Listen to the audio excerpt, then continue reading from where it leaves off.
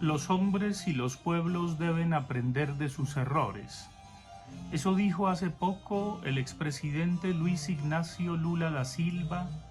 hoy candidato, uno de los más opcionados por el Partido de los Trabajadores a ocupar la presidencia del Brasil en la contienda del 2022. Concedió una entrevista extraordinaria a la Deutsche Welle, en donde hace un balance de lo que está viviendo Brasil, del horror de permitir que un fascista gobierne un país que llegó a ser una de las economías más importantes del mundo, un país que logró unas conquistas inimaginables en el plano social a pesar de la mentalidad esclavista que tienen las élites de ese coloso. Un país que logró que aquellos que ganan muchísimo ganaran un poquito menos para quienes nada tenían lograran por lo menos comer,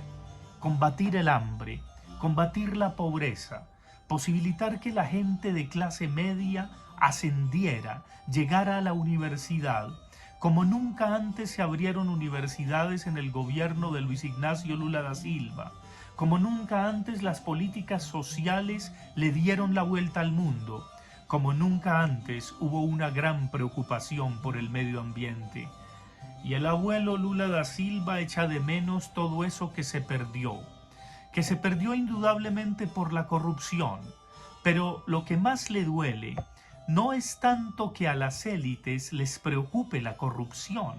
porque están podridas y contaminadas de ella. No es tanto inclusive el caso que le prefabricaron, la manera tan criminal como le hicieron el impeachment a Dilma Rousseff, su sucesora, y la manera como lo encarcelaron, cuando miles de personas le decían váyase, puede huir, le dan exilio en cualquier parte del mundo, y él dijo no, porque soy inocente y quiero dar la cara y enfrentar la justicia. Si la verdad no se pone de relieve y la mentira es descubierta, entonces la oscuridad es la que manda en el mundo.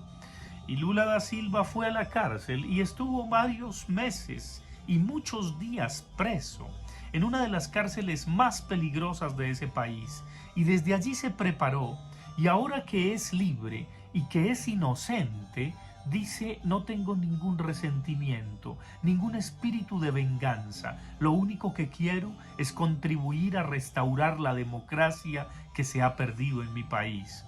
Y habla, por supuesto, de ese país que hoy está tan mal económicamente, del payaso que lo gobierna y que ha negado la pandemia y por supuesto no la ha sabido enfrentar, de la corrupción que ha habido inclusive comprando vacunas,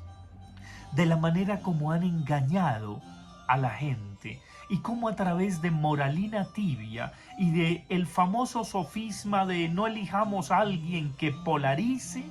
pues esa misma gente ha pagado las consecuencias. Y le preguntan si él va a polarizar, que por qué no dejar a alguien más de centro, más neutral, que no polarice. Y entonces Lula da Silva dice: bueno, pues si no quieren que yo llegue, no voten por mí. Pero lo que sí les digo es que el cambio es imparable para restaurar la democracia y por supuesto yo asumo posiciones. Y si eso es polarizar, pues que me digan que polarizo, porque el hambre, la injusticia, el estallido social, el desempleo, esa injusticia aterradora que muchos conciben como la fórmula macroeconómica mágica para seguir dando más de lo mismo, para reencaucharse eternamente en el poder, no puede seguir en mi país.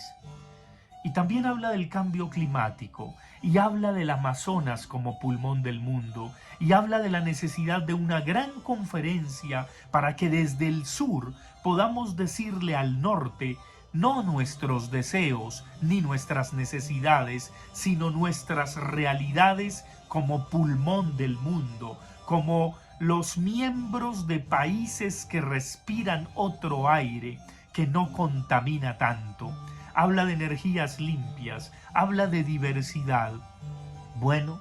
sí que valdría la pena aprender de ese abuelo Lula da Silva aquí, desde Colombia. Sí que vale la pena tener en cuenta lo que va a ocurrir en ese país. Y ahora que muchos se disfrazan de progresistas, de coalición de la esperanza, ahora que algunos vuelven a reencauchar la consigna de la época de César Gaviria, el otro Gaviria que se ganó la presidencia en un entierro en el cementerio central y que nos dijeron con Gaviria habrá futuro, ahora que esa misma consigna parece ser una historia que se repite, pues vamos a ver cuáles son las propuestas, vamos a ver cuáles son los principios, vamos a ver cuáles son los intereses, vamos a ver cuál es la capacidad que tienen estos candidatos que se dicen de futuro, de esperanza, de progresismo, de ofrecerle a las ciudadanías diversas y libres de Colombia. Vamos a ver cómo le llegan a la gente, vamos a ver también ese ambiente de respeto, de lucidez, esa argumentación necesaria para que ojalá la gente elija, no porque la emisora tal o el periódico tal o el pashquín tal señala quién debe ser, no porque la publicidad política pagada nos vuelve a hablar de cambio, nos vuelve a hablar de esos ideales que salen de la caja de Pandora como la esperanza y el futuro, sino porque en realidad pueden transformar las estructuras de este país y evidentemente pueden ofrecerle a los jóvenes y a las nuevas generaciones ese devenir que no es solamente incierto, de desempleo, de delincuencia, de exclusión. Una de las cosas que más le afectaba a Lula da Silva, y creo que nos debe afectar a nosotros en nuestro país, es como a las élites no les duele la corrupción, porque están contaminadas y podridas y se lucran de ella. Para la prueba, los 70.000 millones que se van a perder, que no van a devolver del paraíso fiscal. ¿Con qué tramoya nos van a salir si vemos las mentiras de la señora ministra, que sigue siendo ministra? Es dicho y demostrado por una representante, Miranda, del Partido Verde, quien le está preparando esa moción de censura y que por supuesto no va a conducir a gran cosa como las mociones de censura en el Congreso corrupto de Colombia. Bueno, pues es hora de transformar las estructuras, es hora de trazar un porvenir distinto. Tenemos que preguntarnos a dónde nos quitaron el porvenir, a dónde lo mandaron, dónde nos lo escondieron, dónde nos lo arrebataron. Y por supuesto los jóvenes van a seguir siendo inconformes, los intelectuales, los académicos, los artistas, y vamos a estar muy pendientes de las propuestas que nos hagan los candidatos. Y nuestra labor es esa, no decir por quién hay que votar, sino justamente tratar de alumbrar, tratar de cuestionar, de plantear buenas preguntas. Esa es nuestra tarea. Y bueno, ojalá seamos conscientes de los retos que enfrenta este país, de que no puede quedar aislado otra vez 100 años de soledad más bajo la tierra, que si un cáncer urge tratar, es esa U la que hay que combatir, no polarizar simplemente hacia el candidato que más opciones hasta ahora tiene en las encuestas, encuestas que de por sí son prefabricadas por los mismos medios para meter miedo y luego vender seguridad.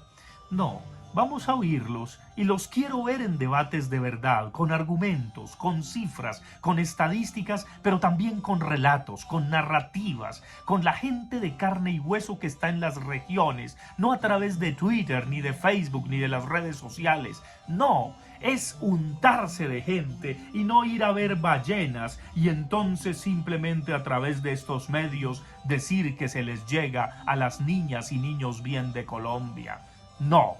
es tiempo de ver cuál es el compromiso con el servicio público que tienen los candidatos a las corporaciones y por supuesto a la primera magistratura del Estado. No perdamos la fe. Yo no sé si nos toque esperar sin esperanza, como les dije la vez pasada, quizá eso es lo más importante, pero algo aún más básico. No perdamos la lucidez del deseo de que Colombia no siga encerrada en sí misma como un desastre sin remedio.